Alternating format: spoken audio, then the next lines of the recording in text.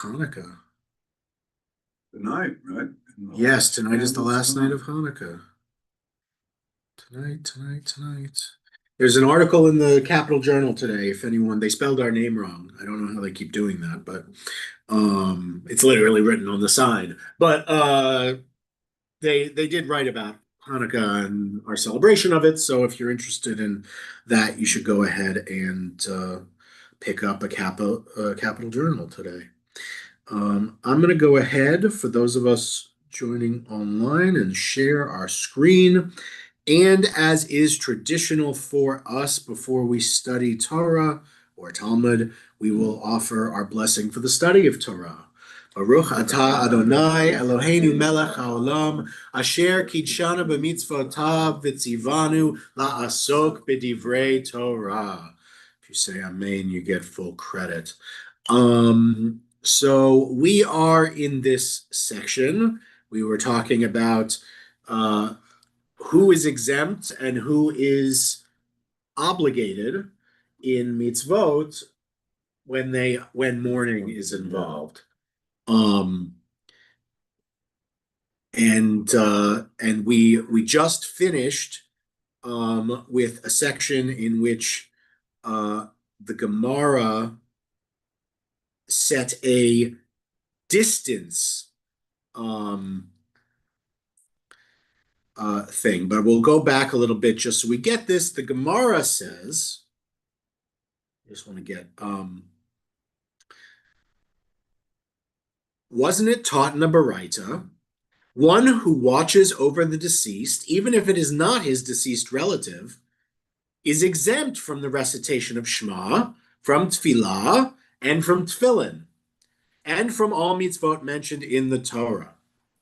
So we did talk about this last time, and it was that the rabbis had said, the Mishnah had said, perhaps someone who is a direct mourner is exempt, but someone who's sitting shmirah over the body, as is done before burial, is not exempt, that they should leave the room and go and do their mitzvot of Shema and Tefillin and Amidah, their whole morning prayers, and then return to doing that. And they should switch off with people.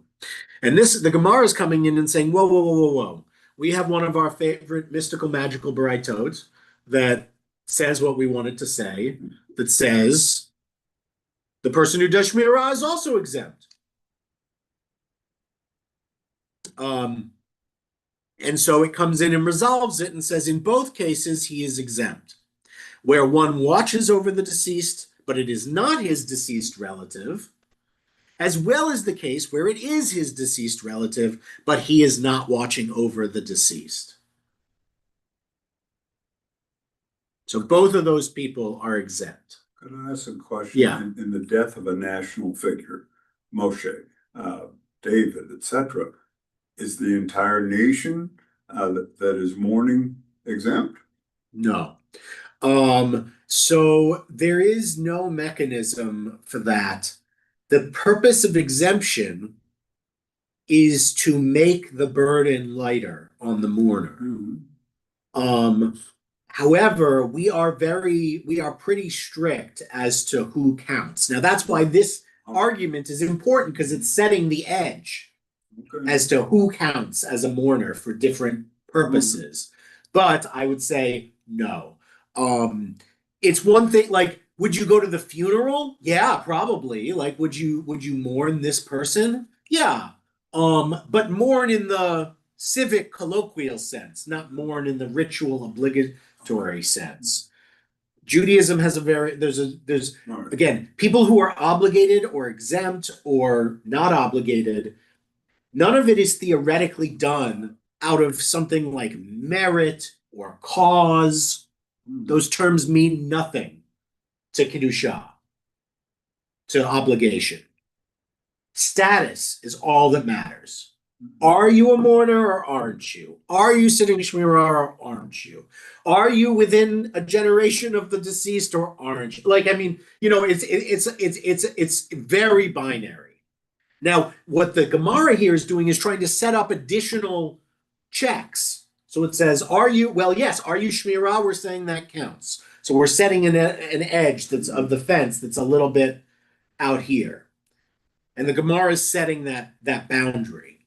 But it's not so that's the point is the whole mission of the Gemara is to go through the Torah and Mishnah and essentially smooth out the rough edges so that it's useful to a Jewish people that might live by it.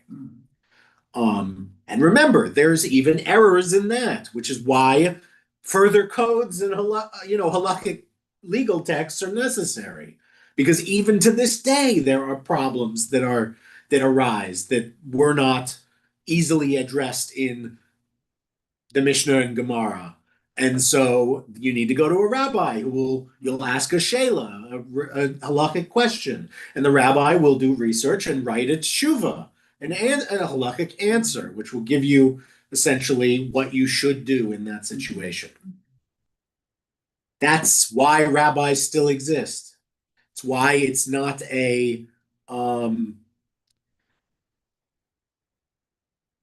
it's not a religion that's already been explained and the explaining is done. While the gates of prophecy may be closed, interpretation is what keeps Judaism relevant and modern. Yeah, living. Yeah. But the Gemara is closed. Yeah, sure. The Talmud is done. I'm reading it. Right. 780. But if you come to me and say, well, I have a new question. You might come to me and say, I have a question, and I'll look at the Talmud and I'll say it's pretty black and white. Here's my answer is just based on, it doesn't go that deep. You might ask a question like I like to ask and write about, does my electric car count as breaking a melacha for Shabbat? Now, you might be surprised. Gemara doesn't mention electric cars. Doesn't have any concept of an electric car.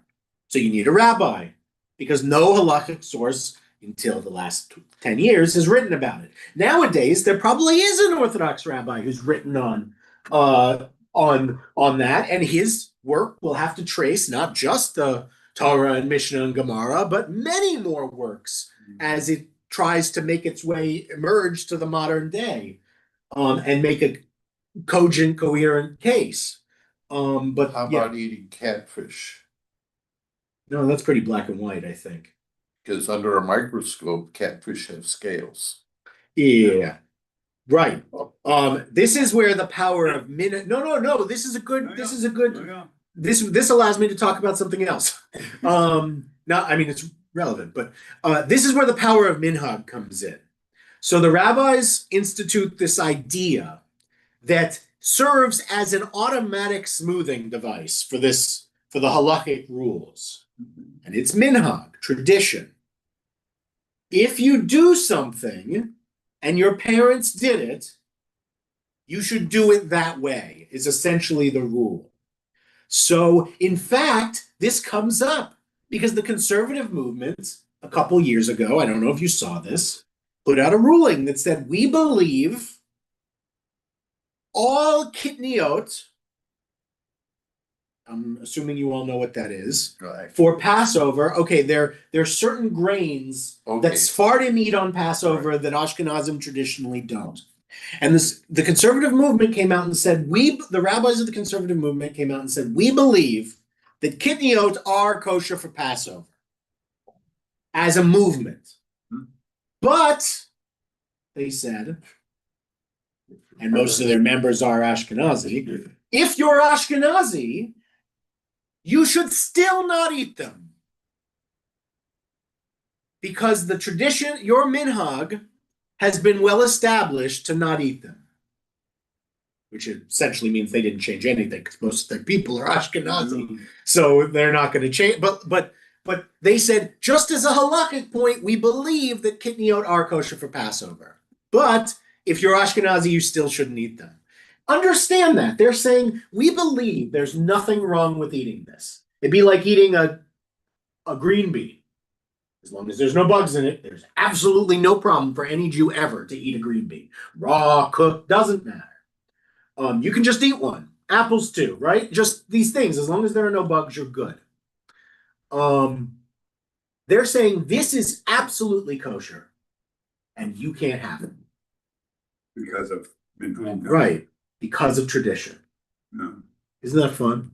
So even if a catfish has scales, Yeah, you're screwed. Right. Sorry. Too bad. We decided already. What grains are forbidden? Now that's the great thing Well, about no, being a Reformed anyway, Jew. but Because it was. I would argue, so here's the difference between a Reformed Jew and a secular Jew. A secular Jew would say, I don't care, I don't keep kosher anyway. So it doesn't matter, I'll eat the catfish. Fine, it's not what I would do, but I'm not, whatever, they're secular.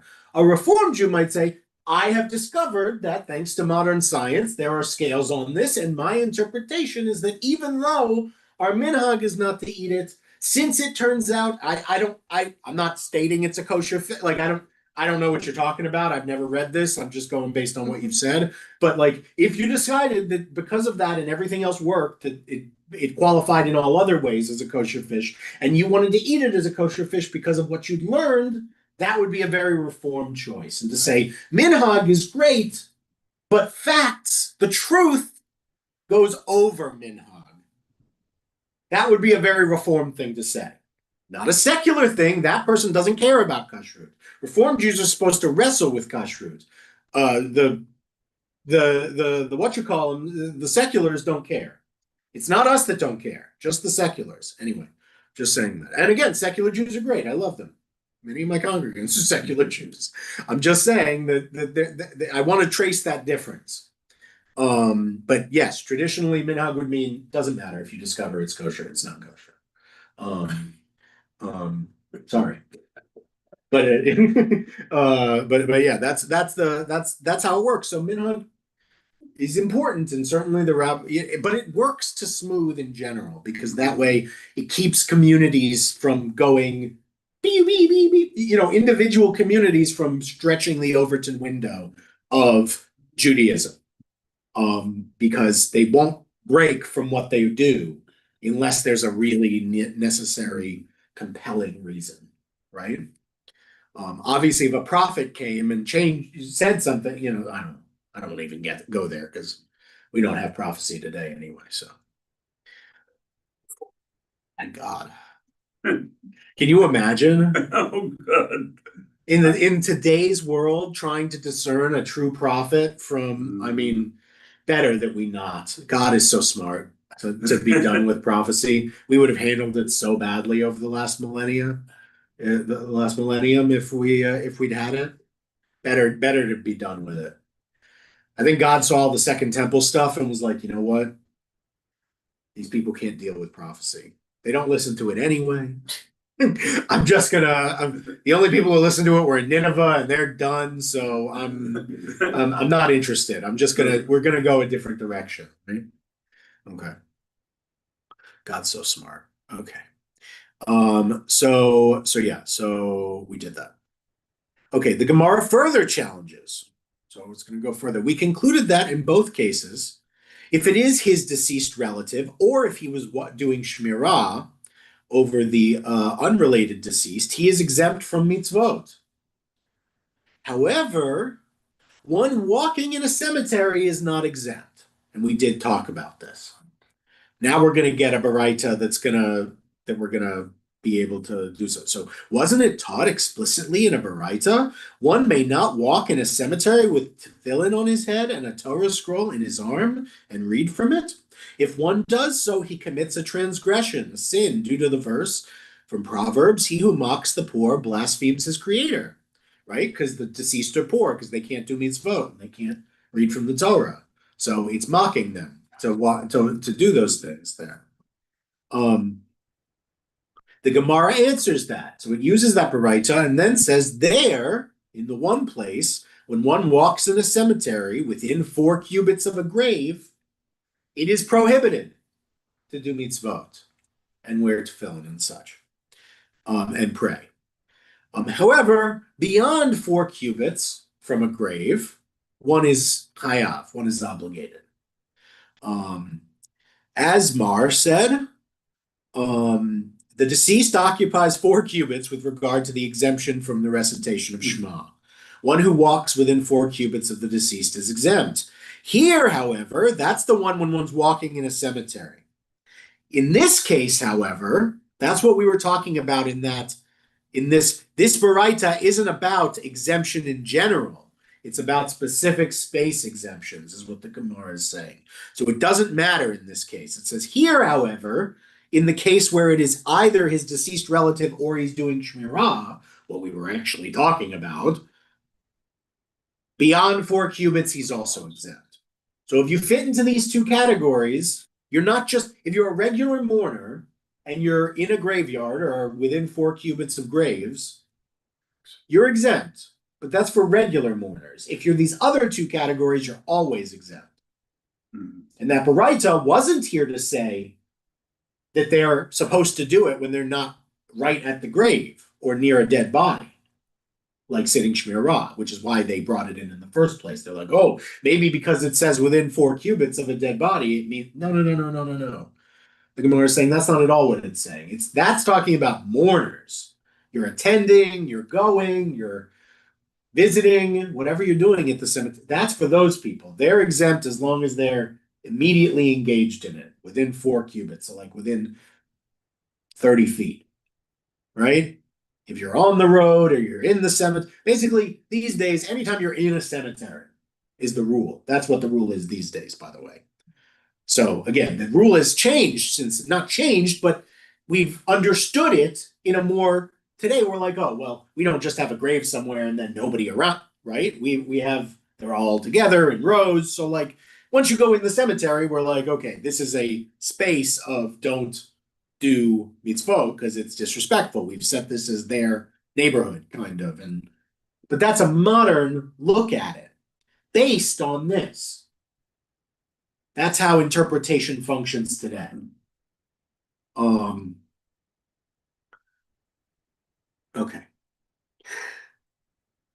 Okay, so we're going to go back to this Baraita, which talks about the Shmira, about the sitting, about the watching over the body.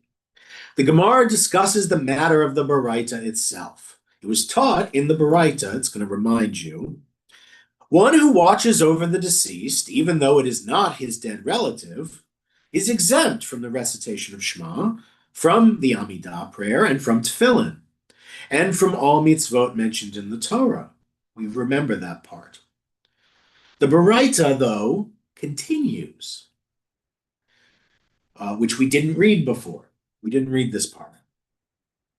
If 2 individuals were watching over the deceased, this one watches, and that one recites Shema. And then that one watches, and this one recites Shema.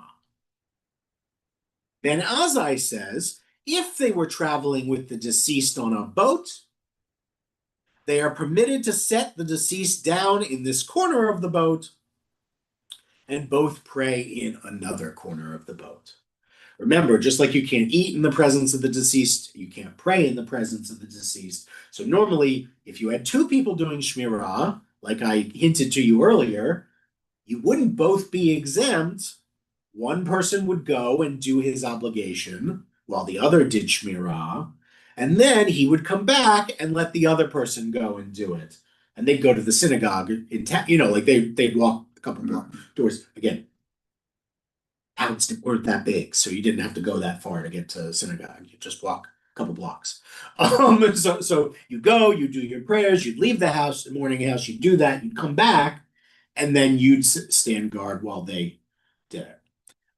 So the full exemption seems only to be for a case where there's only one person to sit Shmirah. That person's exempt so that they can focus all their energy on this. If you have more than one person, they're not exempt, right? And that's what it seems to say here. And in fact, even if you're on a boat, which is one space, remember we were concerned about eating when there was one room, when the house was actually just one room. And so you set up a divider if you had one. And if you didn't have a divider, you just turned into a corner and looked away from them and ate. Because what are you going to do? So this is the same thing. They're like, if you're on a boat to get home, to bury them in Israel or something. By the way, we still have rules about this today because sometimes people want to be buried in Israel and they fly them, the body there. And so in this case, they're like, okay, you put them in a corner, you put them on one side, and then you go away from them and you do what you have to, you do your prayers.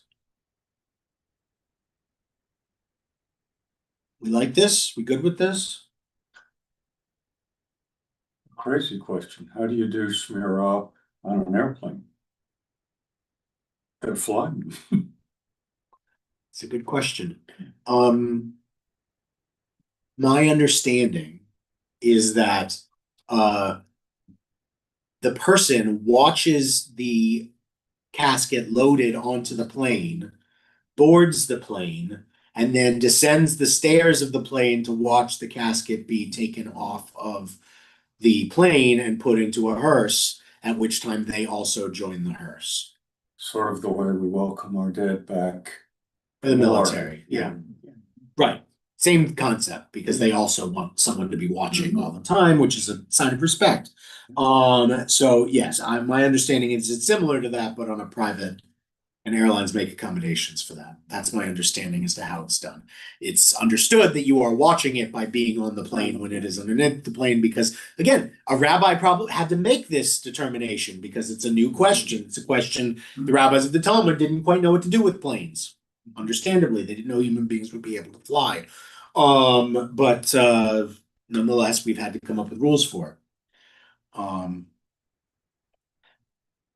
The Gemara asks, what is the practical difference between these two opinions? Ravina said, the practical difference between them is whether or not one need be concerned about mice, even inside the boat. Remember, today, I just want to remind everyone, today you have a home. That home, and maybe if there are funeral homes, all these places have walls with foundations that are built successfully. The homes and buildings people used thousands of years ago sucked. They were very bad. And so their concerns are very different from ours when it comes to dirt and animals and all kinds of things, because they didn't live the way we live. We don't concern ourselves that much about mice these days and bodies because we don't have that problem, really. We take care of our dead in a much more dignified way, and things are much cleaner and elevated. Bodies are on cars, not carts. Bodies are, it's much more sanitary, which is good, obviously. But mice and boats, hey, that's a concern. So the first say, so here we're talking about let me just see what it says.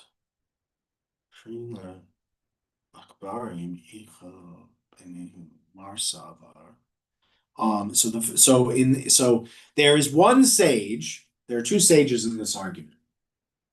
The first sage, one sage, holds that we are concerned about mice everywhere, and it is therefore inappropriate to leave the deceased unguarded, even on a boat, lest he be eaten by mice. The other sage, who is Ben Azai, and remember that Ben Azai said if they were traveling with the deceased on a boat, they are permitted to set them down in the corner and pray in another corner. Understand how boats worked. Like wooden boats, think like not that many decks, just kind of like the deck just runs until it hits the hull of the boat, right? It's not like modern boats. So like you could just put them and lay them on the side of the boat where it starts to curve, and you could go do your thing. That's what Ben Azai is saying. But down here, we're saying that the other sage, which is Ben Azai, says we are not concerned about mice on a boat. He's saying mice on boats, don't worry about it. Don't worry about it. Don't worry about it. But Ravina says, well, there's one sage that says you should be worried about it. And I guess that's the one who would exempt you on a boat. Whereas Kanazai says, no, no, no. We must be concerned about mice on a boat. Okay. So that serves as an introduction. We're now going to talk more about other issues concerning dignity of the deceased. So, the sages taught one who transports bones from place to place may not place them in a saddlebag and place them on the donkey's back and ride on them, as in doing so he treats the remains disgracefully. However, if he is afraid of Gentiles or highwaymen, you know Gentiles and highwaymen. No, you bet. They always be, and therefore he must move quickly. Remember, the rabbis will also institute a shortened version of the Shemona Esrei, of the Amidah, so that Jews that are on the road, and we have it in our book,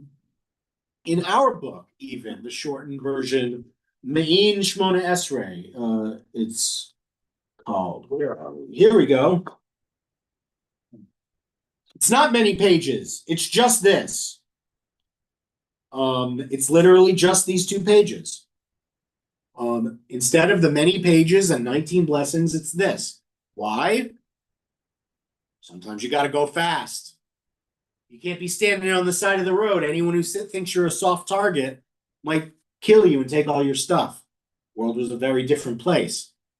So they're saying if you've got Gentiles, angry Gentiles or robbers, and therefore must move quickly, he is permitted to do so, to ride on the bones of the deceased. And just as they said with regard to bones, so they said with regard to a Torah scroll. Okay.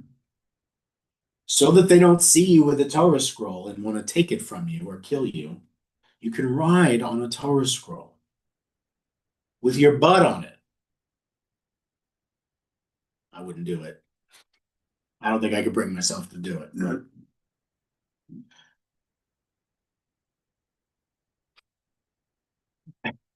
With regard to this last statement, the Gemara asks, to what section of the Baraita does the parallel to a Torah scroll refer?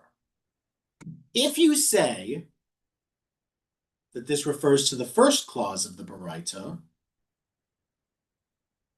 Pshita, I love Pshita, it's a great word. Pshita means obviously. Mhm. Duh is especially what Pshita means. Comes from Pshut, which means, and Pshat, in interpretation of Pardes, Pshat is the simplest level. It means simple. So Pshita comes from simple or it's easy, right? So it means duh. So Elema Aresha Pshita, right? So if you say the first clause, obviously, is a Torah scroll Migara Sefer Torah Mi'atzamut? Is a Torah scroll less than bones? Than the bones of a person? Certainly one may not treat a Torah disgracefully. The rabbis obviously understand this. Rather, this statement must refer to the latter clause of the Baraita, that in a dangerous situation one is permitted to ride on a Torah scroll as well. So not that you should treat the bones like a Torah scroll and ride on them, because that would be dumb, is what it's saying. Rather, if it's dangerous, just like bones, you can ride on a Torah scroll. Now you know this because we read the gray and therefore must move quickly. But if we hadn't read that, you might have been confused. If you'd read, however, if he is afraid of Gentiles or highwaymen, he's permitted. The bold print is The literal bold print is Hebrew? the direct translation of the Hebrew or Aramaic. In this case, it's Aramaic because it's the Gemara. If it's the Mishnah, it's Hebrew. But if it's whatever it is, the bold is the direct translation if you were just reading. If you read Aheya, right? Aheya, does that mean, with regard to the last statement, the Gemara asks, to what section of the Baraita does it? It's one word. It doesn't, right? It just means to what? And if you're reading the Gemara, you know that. But I'm not expecting you all to be Gemara scholars, and it takes a long time to get used to the terms of art and what they mean and what they lead to. So rather than that, we read the whole thing together, which often gives you context that later sections of the Gemara are actually what give the context, that add the context. I'm just trying to help you understand why it's like, oh, that's dumb. It just said that in the one before. It didn't say that. It said that because it wanted you to know it in that section. But the reason it says that is because of what came after it. That like it says that to fill you in on what's going to be so you don't get the wrong idea. That Steinsaltz, Rabbi Aiden Steinsaltz helping you understand the Talmud is what's happening here. So yeah, that's why there's so little Aramaic and so much English, because all the non-bolded is interpretation, is adding in so you understand.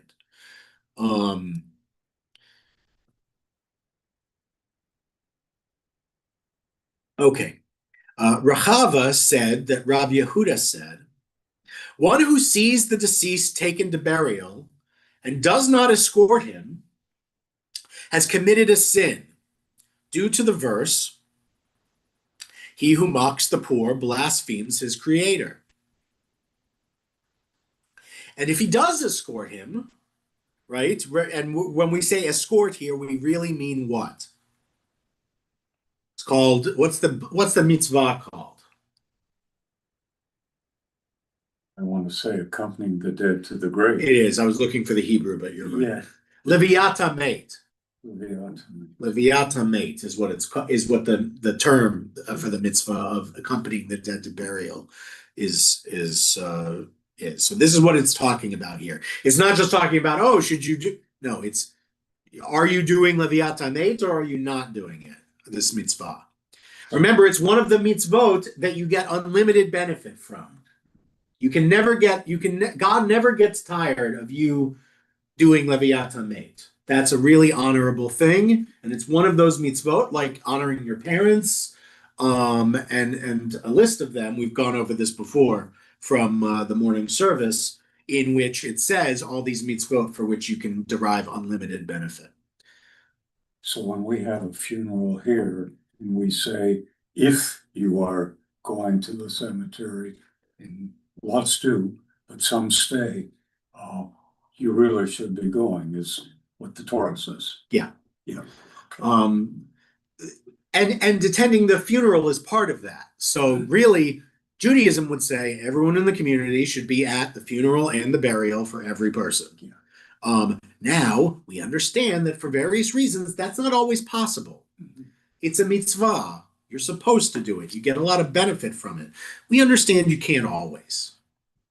Yeah. Could I ask a question? Yeah. How often in synagogues at that earlier time did they bury them right next to the synagogue? Because the Christians do that. They all. Generally we don't. I mean, it depends on the place also. I can't give you a set. I'm sure plenty of Eastern European villages had the cemetery pretty close. Generally, we have a great concern. Part of what kept us alive so much in the Middle Ages was that we have a great concern about purity, and that has incidentally given us a great advantage in health over the last 1,000 years. Christians, without their purity understanding that we have, make some really dumb epidemiological decisions with their burials. And so they're probably more likely to do really stupid things like put dead bodies right next to a well. Where we're less likely to do that because we'll keep our cemeteries further out and not among the population. But not that far, right? I mean, they're not going to walk a mile. So, or 2 miles, you know what I mean? Like they're not going to go that far. Now in America, it's a lot more easy to tell because everyone basically did it the way everyone else did it. They bought a plot of land outside the town and they said, this is our cemetery. Or in this town, we said, we'll buy a plot. We'll have a plot within the big cemetery that the city made. but in any event,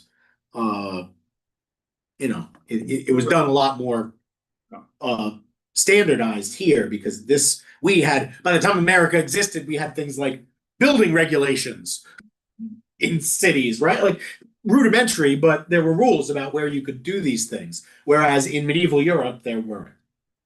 Not so much anyway, unless the Lord had a rule. So it's just different.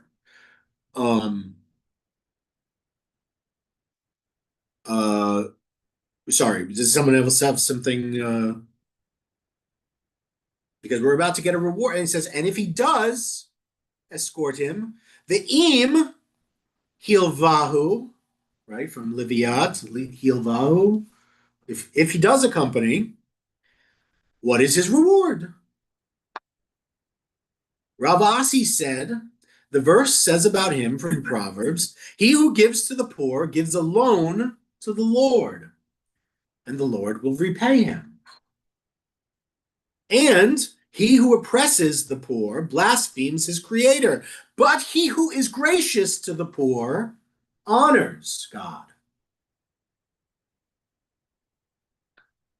And here we're saying the poor is dead, the dead. Mhm. Yeah, but does it mean You could use it just in the different dead? ways. No. You could use it probably about poor people, but it's gonna be obviously less of a reward than for this, because you know who's poorer than poor people? Dead people. They're really poor. So it's a magnitude thing. So yes, it means it about poor people, but not as much as it means it about dead people. Yeah. Off the beaten path, Rabbi. Yeah. You're Orthodox and you're a rabbi and you're a Kohen. Yeah, okay, that's what I would. Yeah. You can't conduct a service, can you, if it's not your immediate relative? Not a graveside service. Right. But service in a synagogue, or you could do a funeral. It's like they can't even, the flying is the most interesting. El Al will publish its notices when they have to change their flight path and it goes over a cemetery, the flight, because they need to be able to allow Kohanim. Kohanim, by the way, can change their flight for free in those situations. Religious exemption. They can't fly over a cemetery, they'll become impure because there's no airspace limitation on that unholiness. So if it's the cemetery or 30,000 feet above the cemetery, still a cemetery. Now, obviously, that's within reason because if you're flying to New York into JFK, do you think your plane has never passed over a cemetery? Do you know how many cemeteries are in New York City? That's ridiculous. But it's a legal fiction that we entertain. So they try, because El Al is a Jewish airline for the Jewish state, and because the Haredim really want to know, they do this. They make these accommodations and tell them when it's going to, but they don't tell them in New York or Paris, or they fly over Europe. They don't fly over a single cemetery across the continent of Europe. No, that's silly. But they don't know because they're 30,000 feet in the air. So, but in Israel, they know where they are and they know where the flight paths are, and so they try and accommodate. Yeah. I'm a Kohanim Orthodox rabbi in America. If I understand Kohen. you right. Kohanim is multiple. You can't be multiple Kohanim. Sorry. You can't be Kohanim. Oh, a Kohen. I'm sorry. Yeah. Unless you're multiple people. No, you're right. Okay. I'm a Kohen rabbi in America. I can do the funeral in the synagogue. Do I then ask my associate rabbi or my cantor to do the grave service? Yep. Okay. Easy. Okay. Thank you. Yep.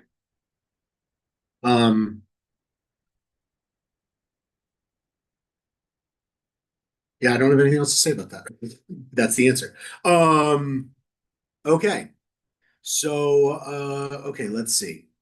So we're gonna get a story now. Time for some Agadah. We got enough halacha. Now it's time to hear a legend. The Gemara relates that Rabbi Chia, and by the way, Rabbi Chia is always fun for me because the top Hamas negotiator who's still alive, negotiator meaning Politburo member, is Khalid Al-Chia. And a lot of them have these names that are like by the way, it's because they're taken from places in Israel, not because they're descendants. I'm not saying no Palestinian is the descendant of a Jew from that time period. I'm just saying they don't have those names because they're their descendants. They have those names because places in Israel are named after these in the land of Israel named after these people, and they absorbed those names before they realized it would give credence to the Jews. If they knew it, they never would have, but they did this a long time ago. So, anyway, so Rabbi Chia and Rabbi Yonatan were walking in a cemetery, and the sky blue string, right? Sky blue, what's it referring to here? What's the color's name from the Torah? It's the purplish of the. Yeah, not really sky blue. We don't think about it, but it doesn't mean sky blue exactly. It means his techelet is the name of the color. Techelet. Techelet is a color we don't actually know. It might be indigo. It's on the purple blue spectrum, but we don't know exactly. We think it comes from a certain kind of sea urchin that is no longer around from breaking it and using its ink into making it into a color, into a dye. And that's where you got the color. The color is described in the Torah as being like the color of the sky when dawn first breaks across it. I don't know what color that is. Like, I mean, in other words, a range of colors, right? I mean, you've seen the sky. It's not always the same every morning. Anyway, the point being, it's some shade of light to a little bit darker blue. If you look at my talit, some of my talitot upstairs have the blue string. It costs a lot more money. You got to pay like $80 to get the blue string on there because they use a very specific color, even though it probably isn't the legit color. They use a specific blue. But in any event, each of the fringes has a string that is blue, or a couple strings that are blue, and the rest are white. And the rule of a tallis is that that's supposed to have those techelet strings because again, it adds the holiness of the specialness of this thing. So that's what it says. And the sky blue string, the techelet string of Rabbi Yonatan's ritual of his tallis, ritual fringes, his tzitzis, was cast to the ground and dragging across the graves. Right? Now, if you're holding your tallis or you're wearing it, you've seen me wear, and sometimes it goes down a little bit and the fringes go. So he might be a short guy. Maybe he was oversized. Maybe he's carrying it without a bag in his hand, and the fringes are stringing down and they're running across the thing. And Rabbi Chia said to him, lift it so the dead will not say, tomorrow when their day comes, they will come to be buried with us, and now they are insulting us.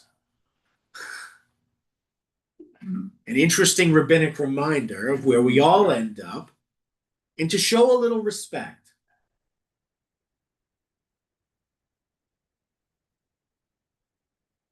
Rabbi Yonatan said to him, do the dead know so much?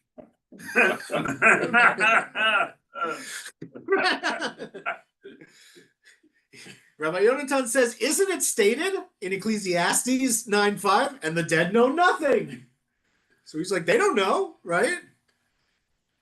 Rabbi Chia said to him, if you read the verse, you did not read it a second time. And if you read it a second time, you did not read it a third time. And if you read it a third time, they did not explain it to you properly. That's got to be the most insulting insult because he just keeps going. He's like, if you read it once, you didn't read it twice. And if you read it twice, you didn't read it 3 times. And I love that. If you read it a third time, they did not explain it to you properly. You did not learn the meaning of this Torah. He's making a halachic point here in a way. He's saying you clearly failed to understand the meaning of this verse. Because what? Rabbi Yonatan just gives him the pshat, right? We talked earlier about pardes, about interpretation. Mm-hmm. There are levels of understanding the Torah. And this guy's reading the pshat, simple surface level. It says the dead know nothing. And he goes, they don't know. The other rabbi says, okay, idiot. Right? That's really what he says to him. He goes, okay, idiot. There's all these other. There's not just that. There's Pardes is Pshat, Remez, Drash, Sod. So he's like, there's Remez, Drash, and Sod below your stupid level understanding. And so if you read it once, you clearly didn't read it enough to learn. And if you read it a bunch of times and you still didn't get the point, your teacher is supposed to fix that for you. That's why all these rabbis teach in the name of other rabbis, because their rabbis are supposed to correct their misunderstandings so that any rabbi can do the job of a rabbi consistently. And that means not screwing up really easy verses of the Torah, because if you do that, you're going to ruin everything. There aren't that many rabbis. So he said, they did not explain it to you properly. And he says, okay, the meaning of the verse, and here's the verse they're going to give you, just so you know. That's why it's not bolded, because he didn't say it, because they both knew it. They're rabbis. They both know what Ecclesiastes, what Solomon wrote in Kohelet. For the living know that they will die, and the dead know nothing and have no more reward, for their memory has been forgotten, is the line from Kohelet. Mm-hmm. Okay. For the living know that they will die. What does that mean? These are the righteous. Living people who can call, and it says here, who even in their death are called living. Right? Why? Because the righteous in their teachings endure in their students, and so they live. Okay, so they're saying that first part, the living who know they will die, this means the righteous for this reason. No. This is different because, by the way, for the righteous, we don't say Zichrono Livracha. Huh? We say Zichron Tzadik Livracha. They get a special appellation for being righteous. Sorry. Rabbis get that. By the way, you'll notice if you go back to when Rabbi Larry Carroll, Zichrono Livracha, passed away. I should just say Alav Shalom. That's easier and Ashkenazi for me. But you'll notice that when I sent out a bereavement notice, it doesn't say Z Chuk Chuk L. It says ZT Chuk Chuk L. You might not have noticed, but I paid the proper respect. There's a difference, is all I'm saying. So no, sorry, it's not the same. These are the righteous. They're different from just the good. An allusion to this is, as it is stated in 2 Samuel. And Benaiah, we read this, by the way, those of you who are in Torah study. And Benaiah, son of Jehoiada, son of a valiant man of Kabzeel, who had done mighty deeds. This was one of David's mighty men, remember? He smote the 2 altar hearths of Moab. He went down also and slew a lion in the midst of a pit in time of snow. It's just it's an illusion. It's not. Yeah. It's because of his great deeds and his righteousness, he's remembered permanently. Right. And it says here, he was referred to in the verse as son of a living man. In other words, he's not referred to as dead. The Gemara wonders, is that to say the fact that the Bible referred to him with that appellation as the son of a living man, that all others are children of the dead? No. Ella, rather, don't understand that, is what it's saying. You should not read that into it. Rather, the verse should be understood, the son of a living man who lives forever, who even in death is referred to as living. Man of Kabzeel, who had done mighty deeds, as he accumulated and gathered many workers for the sake of the Torah. Who killed the 2 lion-hearted men of Moab, as after his death he left no one his equal, in either the first temple or the second temple periods, as the temple is called Ariel, or Lion of God. And the 2 Ariel refers to the 2 temples. We're getting very again, sometimes the interpretation is going to get very metaphorical. We're going to go to the text and say, obviously, when it says he slew the 2 altar places, they weren't altar places, they were men.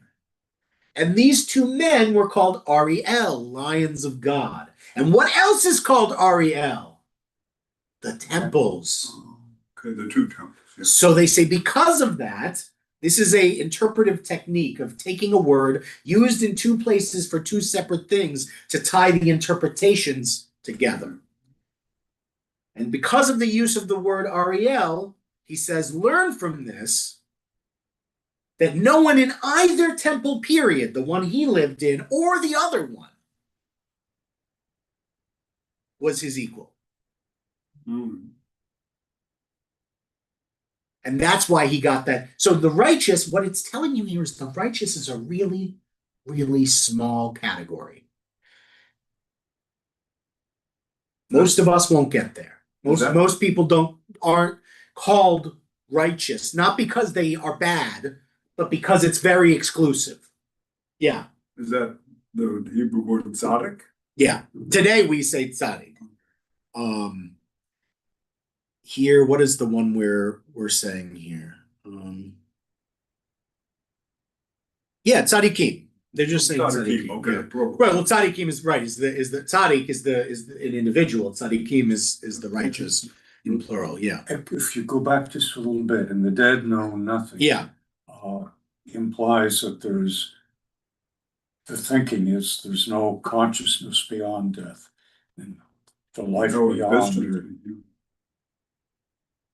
By the way, this is a really, again, remember, this is Ecclesiastes 9. That is the sad thing about all that goes on under the sun, that the same fate is in store for all. Not only that, but men's hearts are full of sadness and their minds of madness while they live. And then they're dead. He says, for he who is reckoned among the living has something to look forward to. Even a live dog is better than a dead lion. Since the living know they will die, but the dead know nothing. They have no more recompense, for even the memory of them has died. Their loves, their hates, their jealousies have long since perished, and they have no more share till the end of time in all that goes on under the sun. Go, eat your bread in gladness and drink your wine in joy, for your action was long ago approved by God. He goes into his thing where he says, enjoy happiness with a woman you love all the fleeting days of life that have been granted to you under the sun, all your fleeting days, for that alone is what you can get out of life and out of the means that you acquire under the sun. Kohelet, you gotta read Kohelet. Yeah.